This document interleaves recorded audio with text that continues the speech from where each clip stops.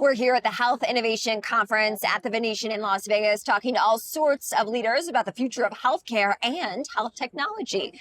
And joining me now is one of those leaders. He's the chairman and CEO of Parabilis Medicines. His name is Dr. Mathai Mammen. Dr. Mammen, welcome.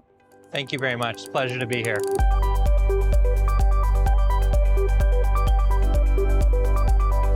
As we're here at this event talking about the future of healthcare, I want to hear more about your innovation philosophy. So I believe that over the last few decades, there have been such massive innovations in science and technology that now is the moment not to be incrementalist, but rather to be much bolder. We have an ability to change lives with the medicines that we make, and companies like ours at Parabilis Medicines, others, larger companies still, have almost a duty to society to aim really high. The science certainly supports it. The amazing investor community and spirit within the United States certainly supports it. So do it. When I look around, it's not always that way. So I encourage it everywhere I go, just to aim really high. So what that means to me specifically is to aim for medicines that within the set of patients that they're going to be used in, aim for very high effect size, which means they work really, really well. Like, don't aim for medicines that take the edge off something, but rather get towards a dramatic effect. If it's cancer, head towards cure, not incrementally allowing a little bit more an extension of a really, really rough existence, but rather head towards cure. And for the last many years here at Parabilis and prior at Johnson & Johnson, that was exactly the philosophy that we implemented, and we're able to do that with the technology that we have at Parabilis. Now, in pursuing that philosophy, I do see that one of the company's goals is drugging the undruggable. How are you reaching that? So what does it mean to drug the undruggable? Well, maybe I'll start with, for all medicines, they're molecules that modulate some aspect of our biology. And there's a lot of biology one may associate with a disease that you want to modulate that way. However, it turns out, and it's not discussed a lot, that perhaps about 80% of all biology, all human biology, is not really accessible by today's medicines. And those are for physics-based reasons. It's not a matter of trying hard, but rather that's the nature of a small molecule oral tablet or an injectable, that they can't access much of biology. Our company has been working on an approach to access those 80%. It cuts across every disease area, from cancer to cardiovascular disease to autoimmune diseases to cardiometabolic diseases. So all of these are encompassed, and literally about 80% of it is undruggable. And what we're doing is we have a technology that I'm happy to discuss that's able to open the doors to all of those kinds of biology, which therefore accesses numerous conditions that otherwise you can't address today. And there are a lot of patients that we feel we can help. What is that technology that you referenced? They're called alpha helical peptides. We internally, we call them helicons. What they are short stretches of amino acids, so peptides. You will have heard about peptides in the context of GLP-1, like semaglutide, some of the obesity work. There are other peptides as well.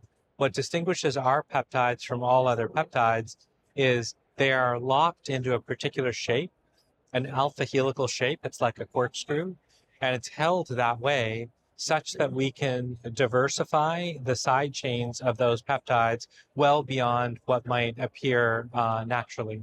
So we can use the full force of small molecule medicine in peptides as a peptide scaffold.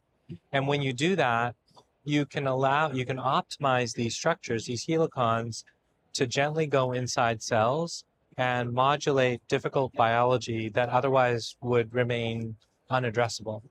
And so this helicon technology, it's been an idea that was born from Greg Verdine's lab at Harvard University about 25 years ago.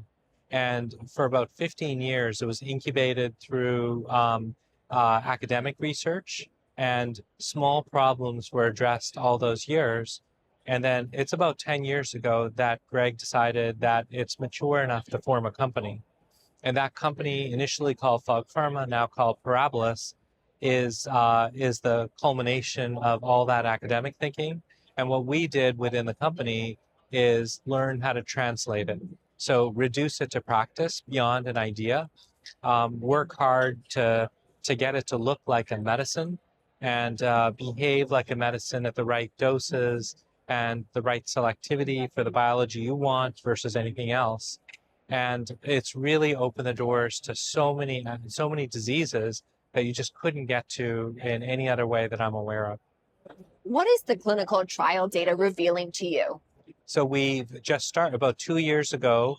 We put a compound called a beta-catenin TCF inhibitor into the clinic. So let me tell you about that biology first. Like that biology was first discovered in 1990 by Bert Vogelstein as a kind of a mechanism associated with many kinds of cancer. And that's been known for a long time, since 1990. When I was at previous companies, in fact, my teams really tried hard to drug that target, beta-catenin, and came up short. Like we had no actionable chemical matter to progress into a medicine. So very frustrating, and probably I would guess that every single cancer company in the world has had a go at that particular target, beta-catenin. But it's using our helicon peptide technology, these alpha helical peptides, that we were able to drug this. And so we've constructed the world's first highly selective beta-catenin TCF inhibitor. And that went into human beings, patients in the end of 2023. And now, 2 years later, we're starting to report some really impressive data. There are numerous tumors. Just last week, there's a tumor type called desmoid, which is a relatively rare tumor, but horrible when you have it, in that it grasps wherever it shows up in your body. It grows relentlessly into all surrounding tissue, and it causes all sorts of grief, from pain, dysfunction, bleeding, and really nothing respond. That tumor is refractory to any therapies that we're aware of right now. And so what we've done is show last week in some beautiful clinical trial data an immensely high effect size, so uniform responsiveness of all the patients on this study to our tumor. We have an 83% ORR rate. What that means is after 4 months, 83% of the patients taking this FOG-001 were highly benefited by it. And so that's an amazing result. And in a few days at the triple meeting, the data I just referred to were discussed at the ESMO meeting in Berlin in Europe. And there's a triple meeting coming up shortly where more data will be discussed. And it's really incredible. Like, I'm so excited by it. But there are all sorts of tumors, rare and common, that are responding to our beta-catenin inhibitor. A lot of tumors, again, that have absolutely no therapies associated with them right now, and those patients are really suffering. And common tumors like liver cancer, hepatocellular carcinoma, like colorectal cancer, these are showing good responses to FOG-001. And so we are finding ways, whether through a monotherapy, meaning just FOG-001 used to treat these patients, or in combination with other medicines, where the best of those medicines will be brought forward through those kinds of regimens to treat patients. And the ultimate goal for me is to cure patients with cancer. And let's see how close we can get to doing exactly that. I think that's a great mission, Dr. Mammen. I want to talk to you about artificial intelligence. Of course, healthcare technology is at the crux of this conference that we are sitting at right now. How is Parabilis Medicines leaning into AI? I would go as far as to say that Parabilis wouldn't exist without AI. So it is a technology that's full of these experimental chemical and biological innovations, but and I'll explain why. But the use of AI is really what allows us to convert this idea into a medicine. So if you look at these alpha helical peptides, the diversity we introduce into them is absolutely astronomical.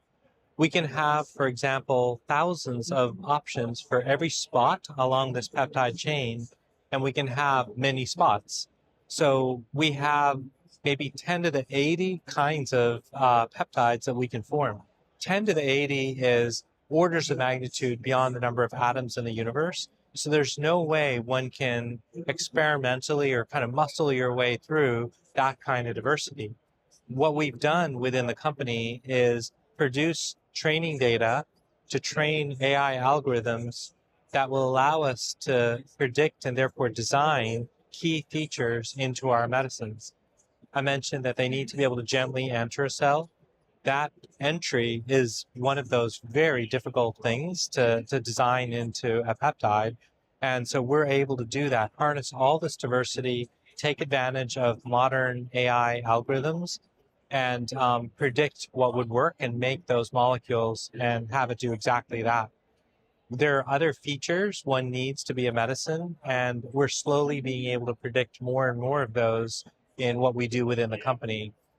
A lot of the company focuses on this kind of computational elements, whether machine learning or physics-based computational methods.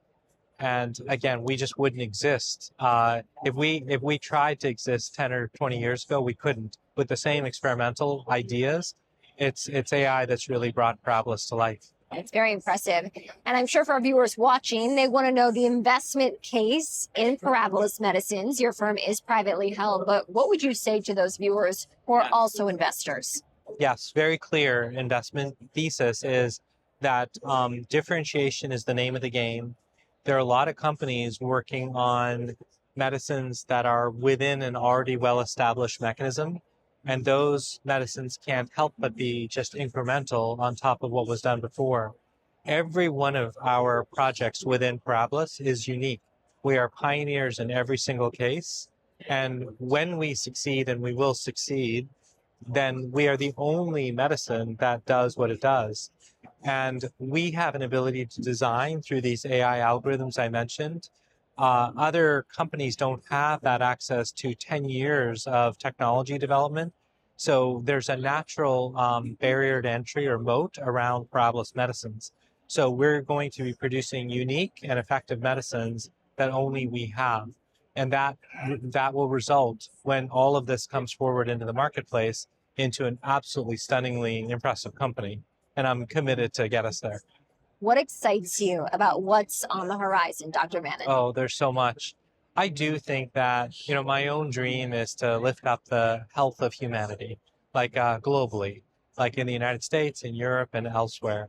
And I believe strongly in the mission of all those in the biopharmaceutical industry. And I think that companies that are able to aim high because they're sitting on a good technology should aim high. So as we get data, as it starts to roll out in these different cancers, as we begin registrational studies and get these molecules we're working on to market, that's going to be what I'm really looking forward to. All the drug development in the world is exciting. I enjoy the day-to-day, but the joy, the true joy, comes from watching these medicines be used in patients. And I experienced that joy in past parts of my career, and I'm just so anxious to see that again. Dr. Mathai Mammen, Chairman and CEO of Parabilis Medicines, thank you so much for joining me. It's a pleasure talking to you.